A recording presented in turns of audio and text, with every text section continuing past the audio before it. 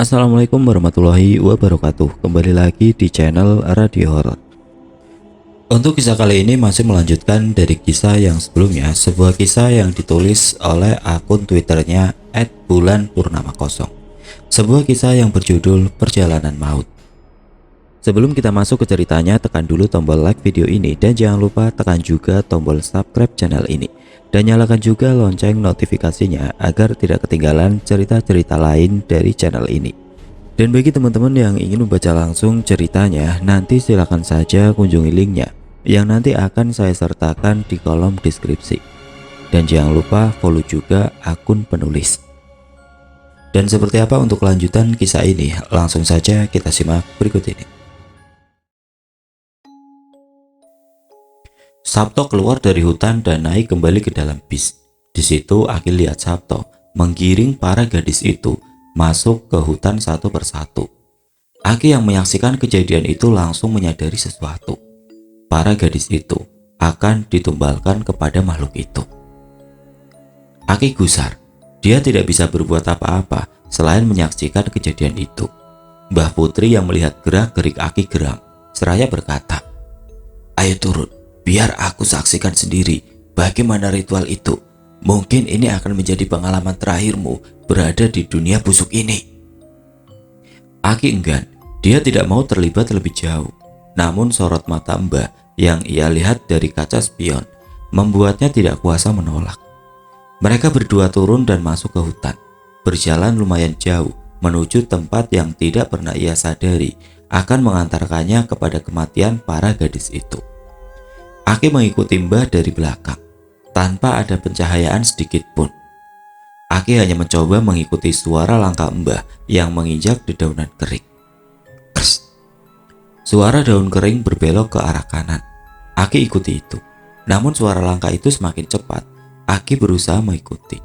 Semakin cepat, dan semakin cepat hingga tidak ada suara langkah kaki yang terdengar lagi. Aki tersesat. Dalam langkahnya dia terus berdoa, memohon perlindungan yang maha kuasa. Namun apa daya, ketakutan itu terus menyelimuti. Pundak Aki ditepuk dari belakang dengan sangat keras. "Astagfirullah, siapa itu?" Tidak ada jawaban. Aki kembali berjalan. Semakin ia berjalan masuk ke dalam hutan, semakin kuat gangguan itu datang. Kini kakinya ditarik hingga ia terjatuh. Aki terbangun. Aki kembali berjalan sambil terus berdoa. Hutan seakan melarang Aki untuk masuk jauh lebih dalam lagi, hingga muncul sosok wanita bergaun putih berdiri membelakangi Aki. Aki mundur dan berniat kembali ke jalan, namun langkahnya terhenti saat ada teriakan dari dalam hutan. Teriakan para gadis itu. Tanpa menghiraukan wanita bergaun putih, Aki berlari. Wanita itu tertawa melengking, membuat telinga Aki sakit. Dan saat Aki spontan menoleh, dilihatnya seorang gadis berlumuran darah dengan leher yang hampir putus tertawa melihat Aki. Ya, dia adalah gadis itu yang berlari meminta pertolongan di pinggir hutan. Dan mungkin seperti inilah nasib para gadis itu nantinya. Aki kembali berlari hingga akhirnya sampailah ia di sebuah rumah besar. Rumah tua di dalam hutan yang tidak pernah Aki bayangkan akan menjadi saksi pembantaian itu. Rumah itu adalah satu-satunya bangunan yang ada di sepanjang hutan ini. Besar, kokoh dan gelap. Di situ Aki lihat tidak ada listrik, hanya lampu minyak dan petromak yang menerangi seisi rumah itu. Aki berjalan perlahan dan sampailah ia di pintu belakang rumah itu. Angin berhembus kencang, namun Aki tetap teguh. Dilihatnya jendela kaca samping rumah, dan di situ ia lihat Mbah Putri dan Sabto beserta para rombongan gadis itu sedang menyantap makan malam. Makan malam itu berlangsung sunyi, tidak ada obrolan yang berarti. Hingga perlahan satu persatu gadis itu ambruk, mereka tertidur tepat di atas meja makan. Aki berpikir lama. Mungkin teriakan yang ia dengar tadi bukan berasal dari para gadis itu, melainkan teriakan dari gadis-gadis yang sebelumnya telah menjadi korban dari kebengisan Mbah Putri. Aki kembali melihat ke dalam rumah, dan betapa kagetnya saat ia lihat mata Mbah Putri mengarah ke jendela. Mata mereka bertemu. Aki spontan menunduk. Hingga ia dengar Mbak Putri tertawa dengan sangat keras. Aki kembali berdiri. Dia tidak mau kalah dengan rasa takutnya. Mbak Putri masih memandang arah jendela. Ia lihat Aki sambil tersenyum simpul seakan mengisyaratkan ini belum seberapa. Sabto mendudukan gadis itu satu persatu kembali ke posisi semula. Sampai beberapa menit kemudian muncul sosok makhluk hitam keluar dari arah pintu belakang. Sosok itu yang membuat Aki tidak bisa tidur untuk waktu yang sangat lama. Dengan kukunya yang panjang, dia sobek leher satu persatu gadis itu. Dia hisap darahnya tanpa tersisa. Dia gerogoti isi kepala hingga wajahnya pun dia hancurkan. Aki yang menyaksikan itu tidak bisa menahan mual dan ngeri. Langkahnya kaku. Ingin rasanya ia menghilang dari tempat itu atau setidaknya berlari sekencang-kencangnya. Namun Aki tidak mampu. Ia seperti dikutuk untuk merasakan dan menjadi saksi kebiadaban makhluk sebangsanya, manusia. Satu persatu gadis itu meregang nyawa, hingga akhirnya gadis terakhir, ia Andini. Gadis Rama yang Aki kenal, kini dalam hitungan detik nyawanya pun akan melayang. Makhluk itu terdiam. Dia lihat wajah Andini dengan seksama, di belainya pipi Andini dengan kukunya yang panjang, dan sesekali ia lihat wajah Mbak Putri. Entah apa yang mereka bicarakan, namun terlihat Andini mulai tersadar dari tidurnya. Ia melihat sekelilingnya dipenuhi darah dan mayat teman-temannya dalam keadaan yang mengerikan. Andini berteriak sekencang-kencangnya yang membuat Pak Sabto segera menahannya untuk kabur. Mbah berdiri, dia langsung memukul Andini hingga pingsan. Aki tidak bisa berbuat apa-apa, ia hanya berdiri terpaku sampai akhirnya tangannya ditarik oleh Sabto yang baru keluar dari dalam rumah. Sudah, sampai sini saja kamu tahu. Sabto menarik tangan Aki dan menyeretnya pergi dari situ. Ada apa ini, Tok? Apa yang sebenarnya terjadi? Kenapa kamu bisa ikut-ikutan seperti itu? Aki terus mencecar berbagai pertanyaan yang selama ini ia tahan kepada Sabto. Aku gak punya pilihan lain. Aku terpaksa. Anakku sakit dan butuh biaya banyak. Mbak Putri menawarkan aku posisi di mana aku bisa mendapatkan uang banyak yang cukup untuk hidup keluargaku. Sabto menahan air mata sambil tetap membawa Aki pergi jauh meninggalkan rumah itu. Lalu makhluk itu, dia iblis piaraan Mbah? Bukan, itu suami Mbak Putri. Langkah Aki terhenti. Sabto yang sedari menarik tangan Aki juga ikut berhenti. Mereka dulu orang biasa, sama seperti kita. Namun karena hasutan iblis, mereka bersekutu untuk mendapatkan harta yang sekarang ini mereka miliki. Dengan bayaran yang sangat mahal, 100 nyawa perawan. Yayasan itu hanya kedok saja. Si Mbah telah melakukan hal itu sejak lama. Saat itu, tenggat waktu yang diberikan kepada mereka habis, membuat suami si Mbah berubah menggantikan iblis itu. Dan jika dalam purnama ke-10 nanti, kesepakatan 100 nyawa itu belum terpenuhi juga, maka giliran si Mbah yang akan berubah menyerupai suaminya. Cerita Sabto. Kapan purnama ke-10 itu? Malam ini. Lalu apa yang terjadi barusan? Sepertinya suami si Mbah tertarik pada gadis itu. Dia menginginkan gadis itu untuk menemaninya di hutan ini dan tentu saja ditolak keras oleh si Mbah. Dia adalah gadis ke-100, lanjut Sabto. Aki terdiam. Ia tidak tahu harus merespon seperti apa setelah mendengar cerita yang mengerikan itu. Suara teriakan terdengar begitu keras berasal dari rumah itu. Bukan suara Andini, melainkan suara Mbak Putri. Kamu cepat pergi dari sini, sembunyi sebisamu, dan jangan pernah muncul lagi di hadapan si Mbah. Sabto melepas pegangannya dan berlari kembali ke rumah besar itu. Aki yang terus mendengar teriakan itu berlari keluar hutan. Dia ingin cepat pergi dari tempat yang ia rasakan seperti neraka. Dan cerita Aki Toha berakhir sampai di sini. Yusuf dan Laila masih tidak percaya dengan apa yang mereka dengar. Lalu bagaimana nasib yayasan ini setelahnya? Laila bertanya kepada Neira, penasaran. Ya seperti yang kita tahu, gosip dari mulut ke mulut. tersebar begitu cepat. Banyak calon TKI yang kabur setelah mengetahui nasib mereka akan seperti apa. Dan banyak pula para orang tua dan kerabat yang menjemput mereka dari penampungan. Cerita Naira. Dan Mbak Putri, bagaimana dengan dia? Yusuf bertanya menimpali. Tidak ada yang tahu nasib dia dan Sabto setelahnya. Setelah kejadian itu, Toha menghilang selama beberapa tahun. Nenek sudah mencari dia kemanapun. Sudah lapor polisi, tapi hasilnya nihil. Lalu nenek ingat, nenek punya teman yang mengerti hal-hal seperti itu. Kamu pasti mengenalnya. Naira melihat ke arah Yusuf. Kakekmu, Ki Rusman. Naira menunjuk gelang yang dikenakan oleh Yusuf. Itu dari kakekmu kan? Yusuf mengangguk. Kakekmu berhasil menemukan Toha di desa seberang, di sebuah gubuk dalam keadaan yang hampir seperti orang gila. Namun berkat pertolongan dari Allah melalui kakekmu, Toha berhasil selamat dan hidup sampai saat ini. Cerita Naira. Terus kenapa Aini muncul di mimpi Yusuf, Nek? Laila kembali tidak mampu menahan rasa penasarannya. Naira diam dan melihat ke arah Yusuf. Karena aku yang menjadi saksi saat malam itu dia dijemput. Yusuf tertunduk dan membuat Naira dan Laila saling memandang bergantian. Hening dan Yusuf mulai bercerita.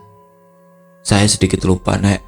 Tapi sore itu saya pulang terlambat karena ada tugas OSIS. Dan saat saya melewati kelas 2 IPA 3, saya lihat Budi dan Aini masih berada di kelas. Saya nggak terlalu perhatiin karena memang di kelas lain pun masih ada yang belum pulang. Saat hampir maghrib, hujan turun lumayan deras. Saya putuskan untuk pulang. Saat saya lari menuju halte bus, saya lihat Aini di sana. Saat ada mobil Kijang berhenti di depan Aini, dia naik sambil tersenyum. Saya pikir itu emang sengaja jemput dia. Tapi selang beberapa menit, saya lihat mobil itu sudah nggak ada. Padahal seharusnya masih terlihat karena arah ke rumah Aini itu lurus dan lumayan jauh dari belokan. Yusuf berusaha mengingat kejadian yang dia lihat sebulan lalu itu. Itu Sabto. Aki Toha keluar dari kamar, membuat semua yang ada di situ melihat ke arahnya. Sudah lama ia mengincar gadis itu. Kakaknya yang selamat dari pembantaian harus digantikan dengan darah yang sama, yaitu adiknya. Tepat di bulan Januari tahun ini, gadis itu genap berusia 17 tahun. Sabto akan mengantarnya ke Mbak Putri. Mbak Putri masih hidup? Naira yang sekarang bertanya. Tentu saja dia masih hidup. Dia menjadi makhluk menyerupai iblis seperti suaminya, dan mereka hidup di hutan bersama budak mereka, Andini. Dan membawa Aini kepada Mbak Putri adalah jalan satu-satunya bagi Sabto untuk terbebas dari semua kutukan itu. Mata Aki Toha memerah, tersirat kebenciannya yang begitu besar kepada keluarga itu. Lalu, apa Aini bisa selamat, Ki? Tanya Yusuf. Saat ini mungkin masih. Ritual itu harus dilakukan di malam purnama. Besok lusa, ucap Naira. Semua diam. Aki Toha berpikir lama. Aku harus menebus dosaku, Mbak. Ini kesempatan aku untuk bisa menghentikan mereka dan menyelamatkan gadis itu. Aki menatap sendu kakaknya itu. Naira diam. Dia sangat paham betapa menderitanya adiknya itu selama 7 tahun ini, dihantui oleh iblis di setiap malamnya. Aku ikut, tegas Naira. Saya juga. Yusuf tidak mau kalah, disusul Laila yang meminta ikut. Akhirnya telah diputuskan, besok lusa mereka akan pergi ke hutan itu. Isya telah terlewati. Sepertinya Yusuf dan Laila memang harus menginap malam itu. Namun tiba-tiba pintu diketuk. Assalamualaikum. Salam seorang laki-laki dari balik pintu. Waalaikumsalam. Semua yang berada di dalam rumah menjawab salam itu, seakan itu suara yang mereka kenal. Rusman, ucap Naira saat membukakan pintu, yang membuat semua orang di situ menoleh ke arahnya. Maaf mengganggu malam-malam. Aku mau jemput cucuku, ucap Ki Rusman sambil tersenyum ramah. Yusuf berdiri dan langsung menghampiri Ki Rusman yang seakan sudah tahu apa yang terjadi. Jangan libatkan cucuku. Dia terlihat kuat, namun sebenarnya dia lemah. Kalau kalian butuh bantuan, biar aku yang pergi besok lusa. Naira mengangguk mengerti maksud Ki Rusman. Memang awalnya dia juga tidak mau kalau Yusuf dan Laila ikut. Tapi Ki, Yusuf juga mau ikut. Ki Rusman melihat Yusuf dengan tatapan marah hingga Yusuf pun diam tidak membantah. Mereka berdua pamit pulang, sedangkan Laila tetap tinggal di rumah neneknya. Jalan lurus saja, jangan tengok kanan kiri, ikuti langkah Aki. Iya Ki. Mereka jalan ke depan melewati gedung itu. Hawa dingin mulai merasuk ke tubuh kurus Yusuf. Dia menggigil. Ki Rusman yang melihat hal itu langsung melepas jaketnya dan dipakaikannya kepada cucunya itu. Kamu kalau ada apa-apa itu bilang sama Aki, jangan tiba-tiba menghilang dan ikut campur sama hal-hal kayak gitu. Iya Ki, jawab Yusuf singkat. Jalan menuju ke depan dirasakan sangat jauh oleh Yusuf. Dia berjalan di belakang kakeknya, dilihat punggung kakeknya itu bidang dan tegap. Yusuf tidak banyak bicara. Kini ia berjalan melewati gedung itu. Dia tidak berani menoleh, namun rasa penasaran itu semakin kuat. Dia takut, tapi setidaknya ada kakeknya di sana. Dia menoleh ke arah kiri, tepat di jendela ruangan pertama. Tidak ada apa-apa. Yusuf lega, dia kembali berjalan.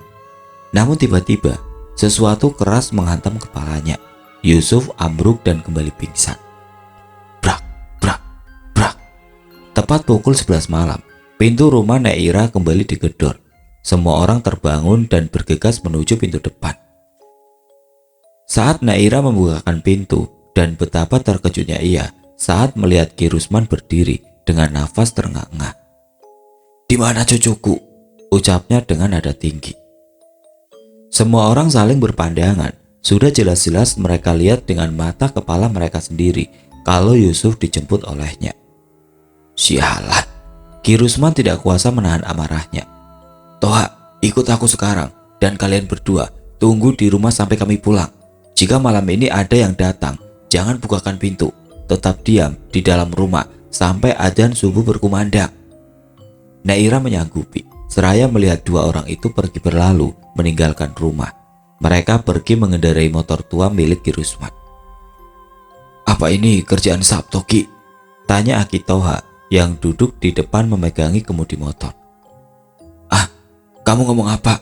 Aku gak kedengeran. Udah jalan saja, nanti ngobrolnya. Teriak Ki Rusman dari belakang. Mereka sudah tahu kemana harus mencari Yusuf.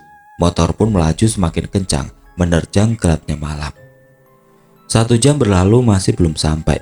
2 jam berlalu masih setengah jalan. 3 jam berlalu, akhirnya mereka melihat jalan hutan itu.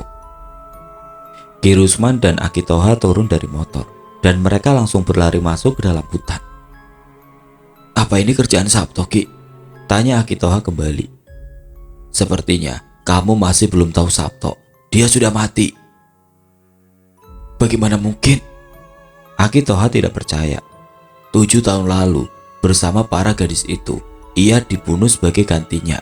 Mereka memperbudak orang baru dan hidup berdampingan dengan gadis itu menggantikan Sabto yang mati. Orang yang menahanmu di gubuk itu pun Sabto yang baru, cerita Ki Rusman. Jadi selama ini, lalu bagaimana dengan keluarganya? Menurutmu, dia hanya punya anak perempuan satu-satunya yang sedang sekarat. Apa kau pikir dia bisa bertahan selama 7 tahun sendirian? Aki Toha tertunduk lemas. Ia tahu Sabto bersalah karena ikut terlibat, namun ia merasa iba dengan apa yang sudah menimpa sahabatnya itu. Mereka berjalan menyusuri hutan, sepi dan sunyi. Jam sudah menunjukkan pukul 2 dini hari, waktu di mana semua makhluk yang tertidur di siang hari terbangun. Suara itu, gumam Aki Toha. Suara tawa seorang wanita semakin keras menusuk telinganya, berganti dengan suara tangisan dan berganti lagi dengan suara tawa, membuat telinganya semakin kesakitan. Jangan dihiraukan. Pelan Ki Rusman yang dijawab anggukan oleh Aki Toha. Lama mereka masuk dalam hutan, akhirnya sampai di rumah tua itu. Gelap, tidak ada seorang pun di situ. Mereka berdua masuk. Aki Toha tidak kuasa menahan bau busuk yang langsung tercium dari dalam ruang tamu. Tulang belulang berserakan menambah kengerian tempat ini. Sepertinya tempat ini memang tidak terjamah oleh manusia. Tidak pernah ada yang masuk atau menemukan mayat-mayat ini. Mereka membawa gadis itu dan Yusuf ke alam mereka. Ah, seharusnya aku datang lebih cepat. Anak itu lemah dari semenjak dia kecil. Ibunya saat ini pasti sangat cemas. Ki Rusman terus-menerus menyalahkan dirinya sendiri. Tidak ada pilihan lain. Sekarang kita tunggu di sini sampai besok malam. Mereka berdua berjaga di luar, menunggu bulan purnama datang, berharap kedua anak itu bisa selamat. Malam yang ditunggu pun telah datang. Mereka bersiap pergi dari rumah itu dan bersembunyi di balik pohon besar. Tepat pukul 11 malam, muncul cahaya keluar dari rumah itu. Mereka tidak bisa melihat dengan jelas, namun tiba-tiba sesosok wanita bergaun putih melintas di depan mereka. Dia berbalik. Wajahnya hancur dan lehernya hampir putus. Dia melirik Aki Toha. Dan dia terbang ke arah rumah besar itu. Ayo, ikuti dia, ajak Ki Rusman. Aki Toha mengikuti dari belakang. Dilihat dari jendela, ada Sabto dan Aini yang terduduk di kursi. Hanya mereka berdua, tidak ada Yusuf ataupun makhluk itu. Mata Aini terpejam, namun Ki Rusman masih menjelajahi isi ruangan. Tidak dilihatnya cucunya itu. Aku tidak bisa melihat apapun, Hak. Energi di sini terlalu kuat. Ilmuku masih belum mampu menembusnya. Aku terlalu takabur. Ki Rusman terlihat putus asa. Ia sadar datang ke sini dalam keadaan penuh amarah dengan persiapan yang kurang adalah keputusan yang sangat bodoh. Mereka berdua seperti tikus yang sedang menyaksikan pertunjukan di balik panggung, mengendap tanpa sepengetahuan para pelakon. Dilihatnya Sabto komat-kamit sambil duduk menghadap Aini, dan dalam sekejap makhluk itu muncul. Tidak satu, tapi dua. Matanya merah menyala. Mbak Putri dan suaminya, bisik Toha. Ki Rusman hanya diam tidak bersuara. Ritual yang sama terulang kembali. Aki Toha yang sudah tidak tahan ingin masuk ke dalam rumah, namun tangannya ditarik oleh Ki Rusman. Ini bukan tandinganku, apalagi kamu.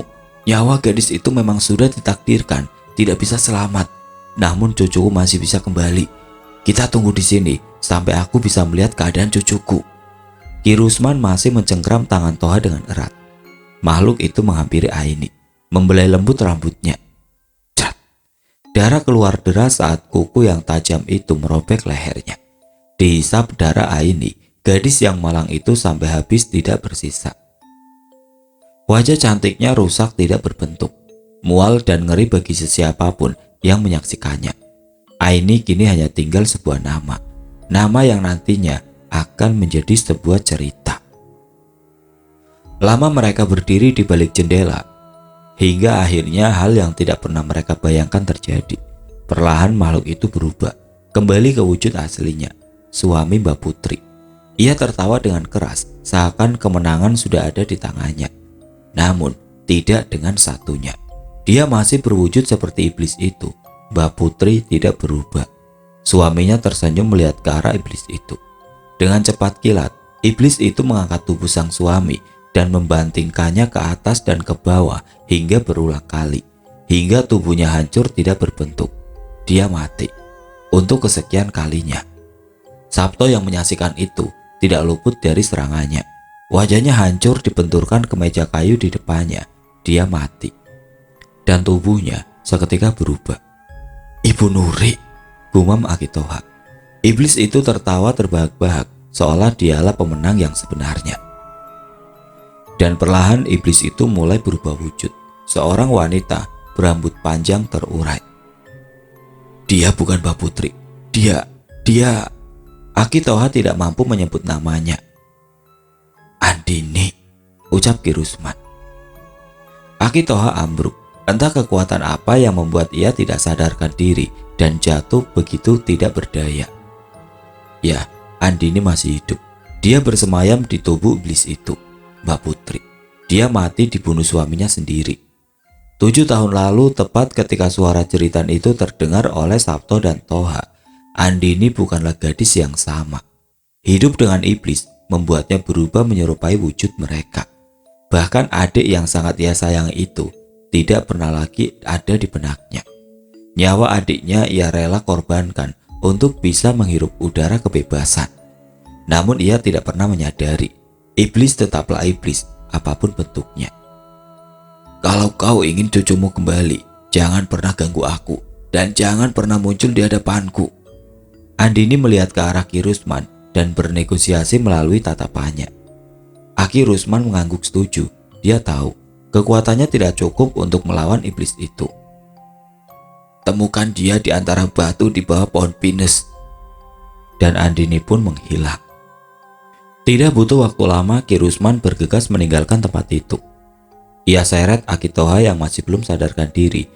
Dilaluinya hutan yang gelap itu dengan harapan cucunya bisa kembali pulang. Lama ia berjalan, di setiap sela batu ia cari Yusuf. Tidak kunjung ditemukan. Dia cari lagi dan lagi, sampai dia tiba di tepi jalan hutan, tepat di mana ia memarkirkan motornya. Mentari mulai terbit dari ufuk timur. Akitoha mulai sadar. Ia lihat Ki Rusman yang mulai kelelahan. Akitoha memanggilnya, namun tidak ada suara yang keluar dari mulutnya. Berkali-kali ia berucap, tetap tidak bisa. Ki Rusman terduduk lesu. Sudah, jangan paksakan. Masih syukur suaramu yang hilang, bukan nyawamu, ucapnya sambil terus memejamkan mata. Akitoha tidak bersuara lagi. Dia menangis dalam diam. Menit berlalu, ia membangunkan Ki Rusman, menunjuk ke arah bebatuan di belakang pohon pinus. Di sana terbaring Yusuf dengan keadaan yang sangat mengenaskan, setengah telanjang dengan luka lebam di seluruh tubuhnya. Ki Rusman tidak kuasa menahan tangis. Dipeluknya cucu kesayangannya itu dengan erat. Motor yang mereka parkir di pinggir jalan langsung dinyalakan. Kini Ki Rusman yang membawa motor itu. Yusuf yang masih tidak sadarkan diri didudukan di tengah antara ia dan Akitoha. Motor pun melaju dengan kecepatan tinggi. Yusuf setengah membuka mata. Ia lihat para gadis itu berdiri berjejer menyaksikan kepergian mereka. Perlahan ia pejamkan matanya lagi hingga gelap dan sepi. Setibanya di rumah Neira, di sana sudah ada orang tua Yusuf serta Laila yang menunggu kedatangan mereka bertiga. Ibu Yusuf menjerit sejadi-jadinya tatkala ia lihat anak semata wayangnya tidak sadarkan diri dengan luka di sekujur tubuhnya. Dia peluk dengan erat. Pak Imam, ayah Yusuf bertanya kepada ayah mertuanya tentang apa yang sebenarnya terjadi. Namun Ki Rusman memilih diam dan meminta Yusuf segera dibawa ke dalam rumah. Di sana Neira melihat adiknya itu dengan tatapan kosong, seolah adiknya tidak berada di sini. Akitoha masuk ke dalam dan menguncinya rapat-rapat. Perlahan Yusuf mulai tersadar dari tidur panjangnya. Dia lihat ibu dan ayahnya di sana. Yusuf menangis. Dia menangis sejadi-jadinya. Tidak ada satu kata pun yang keluar dari mulutnya selain tangisan itu. Seolah ia telah kembali dari tempat yang ia rasakan seperti neraka. Mei 2019. Om, ada korek? Tanya anak SMA itu tanpa basa-basi kepada seorang laki-laki yang duduk di halte bis. Dia hanya menggelengkan kepalanya sambil tersenyum. Dia kembali memainkan ponselnya, membuka menu yang sama berulang kali sampai ia lihat ada notifikasi masuk. Pesan dari Facebook. Cup, ini aku Budi, masih ingat gak? Dia lihat profilnya. Benar itu adalah Budi, teman SMA-nya dulu, yang sempat pindah lagi saat mereka menginjak kelas 3. Aku boleh minta nomor WA-mu? Ada yang harus aku sampaikan. Budi menyisipkan emotikon yang sangat banyak, seakan ingin menunjukkan rasa bahagianya. Yusuf memberikan nomor WA dia, dan selang beberapa menit, Budi menelpon. Assalamualaikum Cup, apa kabar kamu? Suara Budi terdengar begitu bersemangat. Waalaikumsalam, aku baik Bud, kamu gimana? Balas Yusuf. Alhamdulillah aku juga baik, aku ada kabar nih, bulan depan tanggal 10, aku akan menikah, kamu datang ya? Walah, selamat ya Bud, siapa gadis yang katarak itu? Sialan kamu, kalau kamu aku kasih tahu, pasti gak akan percaya, aku baru bertemu dengannya lagi tahun lalu. Siapa? Yusuf semakin penasaran. Nanti aku kirim undangannya lewat WA. Sudah dulu ya Cup, calonku sebentar lagi datang ke rumah. Ini aku lagi di jalan bawa mobil, nanti aku telepon lagi. Budi menutup teleponnya. Dan selang beberapa menit, pesan WA dari Budi masuk. Perlahan Yusuf buka. Dia lihat nama di undangan itu, Aini dan Budi. Yusuf diam. Ia lihat foto wanita itu dari undangan yang dikirimkan Budi. Dilihat lagi sorot matanya. Itu bukan Aini. Yusuf diam. Dia tidak bergeming, seolah ia sudah bisa menebaknya. Tidak lama, mobil sedan berhenti di depannya. "Ayo naik," ajak wanita di dalam mobil itu. Yusuf duduk di kursi penumpang. Ia lihat perempuan cantik itu. Ada yang ingin ia sampaikan. Namun sebelum Yusuf membuka suara, ia berkata, "WA grup alumni SMA sedang ramai. Apa Budi nggak pernah dengar kabar? Dia nggak punya teman selain kamu dan gadis itu. Gimana dia bisa nggak tahu? Budi, dia menikah dengan Andi, nih kan?" Yusuf melihat perempuan yang tidak lain adalah istrinya Laila. Ia tersenyum. Dan mobil sedan itu berlalu meninggalkan halte bus di depan SMA, tempat Yusuf bersekolah dulu. Meninggalkan bayangan seorang gadis cantik yang tersenyum memandang kawan lamanya dari kejauhan.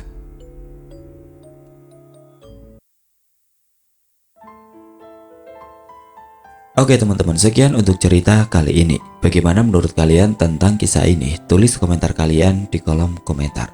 Dan bagi teman-teman yang baru bergabung, jangan lupa untuk like, komen, share, serta subscribe channel ini. Dan nantikan kisah-kisah horor berikutnya tetap di channel Radio Horor. Wassalamualaikum warahmatullahi wabarakatuh.